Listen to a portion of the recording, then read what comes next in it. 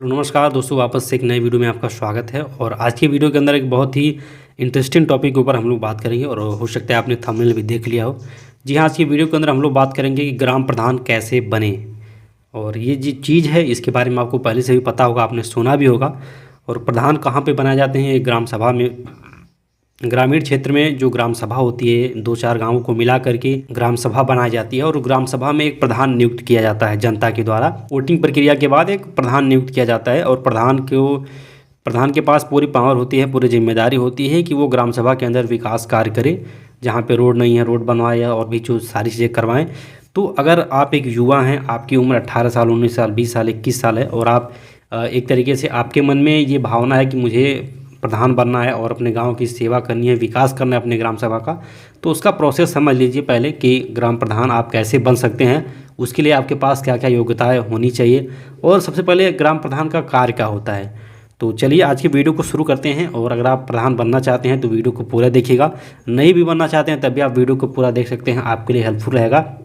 कभी भी भविष्य में अगर आपके मन में ये विचार है कि मैं प्रधान बनना चाहता हूँ, पैसे कमाना चाहता हूँ, ज़्यादा से ज़्यादा घोटाला करना चाहता हूँ, तो ये वीडियो आपके लिए बहुत काम की हो सकती है। तो सबसे पहले हम लोग ये समझ लेते हैं कि अगर ग्राम प्रधान होता है ग्राम सभा के अंदर तो उसका कार्य क्या होता है। तो दोस्तों, ग्राम पंचायत में जो ग्राम प्रधान होता है उसका कार्य ग्राम सभा के अंदर विकास करना होता है मुख्य रूप से। और भी बहुत सारी चीज़ें होती हैं। सबसे पहला होता है सामाजिक और विकासात्मक कार्य। ग्राम सभा के अंदर जो योजनाएं चल रही हैं, परियोजनाएं सरकार के द्वारा, और उन परियोजनाओं को अपने गांव में लाना, उसके लिए जो ज़रूरतमंद लोग हैं उनको उन योजनाओं का लाभ दिलवाना। जैसे सड़क का निर्माण हो गया, जल आपूर्ति, शिक्षा और स्वास्थ्य, ठीक है, स्वास्थ्य सेवाएं, ये सारी चीज़ें प्रधान के अंतर्गत होती हैं। सार्वजनिक सुविधाएं देना, जैसे गांव में बुनियादी सुविधाओं जैसे बिजली, पानी और सफाई की व्यवस्था करना, और इसके लिए भी सरकार पूरा सहयोग देती है। प्रशासनिक कार्य की बात करें तो ग्राम पंचायत में बैठकें होनी चाहिए। अगर आप प्रधान हैं तो आपको एक साल के अंदर कम से कम 2 बैठकें करनी चाहिए, जो आपके गाँव के कुछ ऐसे लोग हैं उनके साथ मिल करके, और गांव में जो भी चीज़ें बाकी हैं, जो ज़रूरी चीज़ें हैं, उनके ऊपर विस्तार से चर्चा करनी चाहिए। फिर उसके लिए उचित उपाय भी करना चाहिए। इसके साथ साथ प्रशासनिक निर्णय लेना होता है ग्राम प्रधान को। ग्राम पंचायत में जो कामकाज चल रहे होते हैं उनकी निर्णय में पूरी भूमिका प्रधान की होती है, और जो स्थानीय समस्याएं होती हैं उसका भी समाधान करना होता है। इसके साथ ही गांव में जो सरकारी योजनाएं चल रही हैं, कार्यक्रम जो चल रहे हैं, उनकी प्रभावशीलता और उसको सही तरीके से लागू करना, जन जन तक उसकी सुविधाएं पहुंचाना, योजनाओं का लाभ पहुंचाना, ये भी प्रधान की जिम्मेदारी होती है। सरकारी जन कल्याण योजनाओं और सेवाओं जैसे कि पेंशन योजना, राशन वितरण और चिकित्सा सेवा का सही सुचारू रूप से कार्यान्वयन करना, ये भी ग्राम प्रधान की जिम्मेदारी होती है। तो एक तरीके से अगर देखा जाए तो ग्राम प्रधान के ऊपर बहुत बड़ी जिम्मेदारी होती है गांव की, और समुदाय से ग्रामवासियों के साथ अच्छे संबंध बनाए रखना, उनकी समस्याओं को सुनना, समझना, और जो उसका उचित उपाय हो, सही निस्तारण हो, उसको उपलब्ध कराना, ये भी एक ग्राम प्रधान की निशानी होती है, एक ग्राम प्रधान का काम होता है। इसके साथ शिक्षा के लिए ग्राम सभा के अंदर अगर स्कूल नहीं है तो विद्यालय, सरकारी विद्यालय की व्यवस्था करवाना और विद्यालय बनवाना, ये सारे काम प्रधान के होते हैं। और इस समय आप देखेंगे स्वच्छता संबंधित जो सरकार है, स्वच्छ भारत मिशन के अंतर्गत गांव के अंदर शौचालय व्यवस्था, सामुदायिक शौचालय व्यवस्था, जिसमें पूरे ग्राम सभा की चीज़ें होती हैं, उसके लिए भी प्रधान ही जिम्मेदार होता है। और प्रधान को पूरी जिम्मेदारी होती है कि वो गाँव के अंदर ये सारी चीज़ें करवाएँ।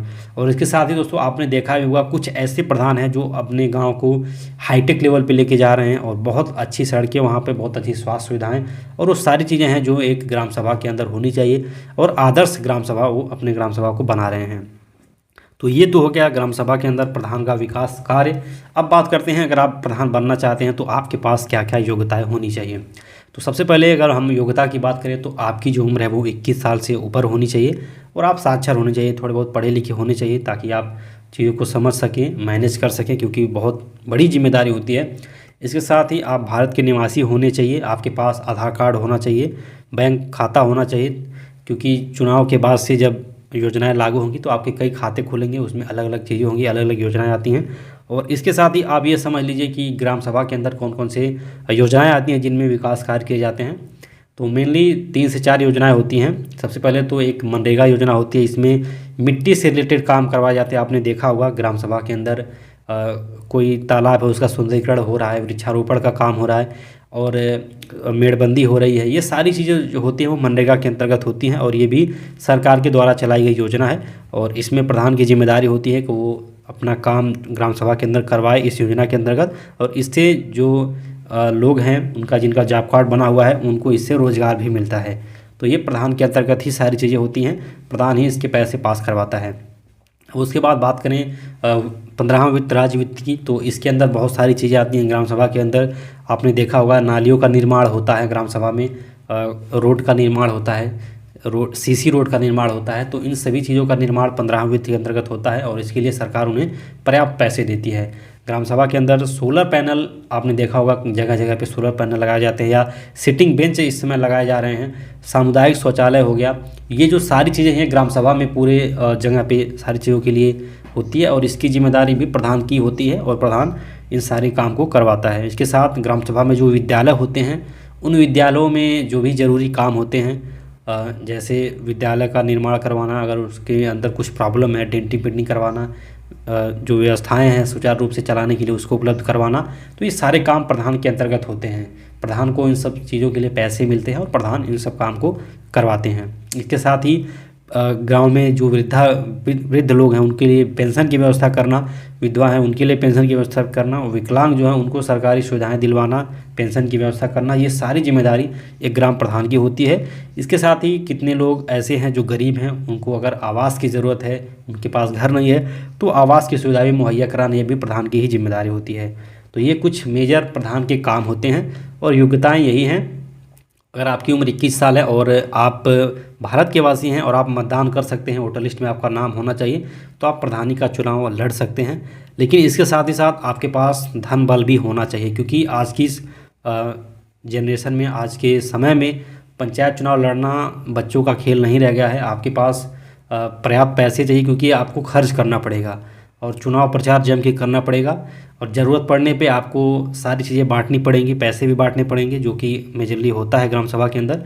तो एक तरीके से अगर खर्च की हम लोग बात करें तो मिनिमम आपके पास, अगर आप प्रधानी का चुनाव लड़ने जा रहे हैं तो आपके पास मिनिमम 20 से 25 लाख रुपए होने चाहिए, तब आपकी संभावना बन सकती है कि आप अच्छे वोट से ग्राम प्रधानी अपनी जीत सकते हैं। क्योंकि ये जो चीज़ें हैं वो नॉर्मल हैं, आप अपने आसपास या अपने ही ग्राम सभा में इन सब चीज़ों को देख रहे होंगे, इन सब बातों को देख रहे होंगे।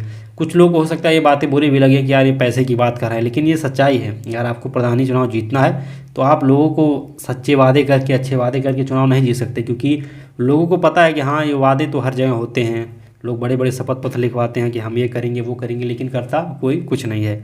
ठीक है, तो इसलिए आपको, अगर आप पंचायत चुनाव लड़ना चाहते हैं तो आपके पास इतनी सारी चीज़ें होनी चाहिए, धन बल होने चाहिए, ताकि ग्राम सभा के अंदर कोई समस्या आती है तो आप वहाँ खड़े रहें। और इसका चुनाव हर 5 साल में होता है, तो 5 वर्ष के बाद से निर्वाचन आयोग के द्वारा मतदान करवाया जाता है ग्राम सभा के अंदर, और उसमें आपके ग्राम सभा में जितने भी वोटर हैं वो लोग मतदान करते हैं, तो फिर उस हिसाब से चीज़ें होती हैं। तो आपको, अगर आप पंचायत चुनाव लड़ना चाहते हैं तो आपको नामांकन फॉर्म भरना होगा, और फिर उसके बाद पंचायत चुनाव होगा, आपको सिंबल मिलेगा, चिन्ह मिलेगा, फिर वोटिंग होने के बाद वोट की गिनती होगी, उस हिसाब से फिर आपको प्रधान चयनित किया जाएगा और आपका शपथ पत्र होगा। उसके बाद से आप गाँव के पूरे जिम्मेदारी जो है वो आपके ऊपर आ जाएगी। तो कुछ इस तरीके से प्रधान का चुनाव होता है। और इसके साथ ही अब बात करते हैं, अगर आप पंचायत चुनाव लड़ना चाहते हैं, अगर आप उत्तर प्रदेश से हैं तो आपको पता होगा पंचायत चुनाव का जो डेट है वो बहुत नज़दीक है। उत्तराखंड से हैं तब उत्तराखंड में भी पंचायत चुनाव बहुत जल्दी होने वाले हैं। तो ऐसे में आप पंचायत चुनाव की तैयारी कर सकते हैं। और एक ज़रूरी सूचना जो हम आपको यहाँ से देना चाहते हैं, अगर आप अपने ग्राम सभा के अंदर ये जानना चाहते हैं कि पिछले 5 सालों के अंदर कितने विकास कार्य हुए हैं, कहाँ से किस काम के लिए, किस योजना के लिए, मैंने अभी जो पहले बात किया है ये योजनाएं होती हैं, किस योजना के लिए कितने पैसे आए, अगर आप जानना चाहते हैं, आप प्रत्याशी हैं, उम्मीदवार हैं, तो आपके लिए ये जो चीज़ें हैं ये बहुत इंपॉर्टेंट हैं। तो इसको जानने के लिए आप स्क्रीन पर जो नंबर दिया गया इस पर आप संपर्क कर सकते हैं। हम आपको पूरे 5 साल के अंदर जितने भी काम हुए आपके ग्राम सभा के अंदर, हम उसकी पूरी जानकारी आपको दे देंगे।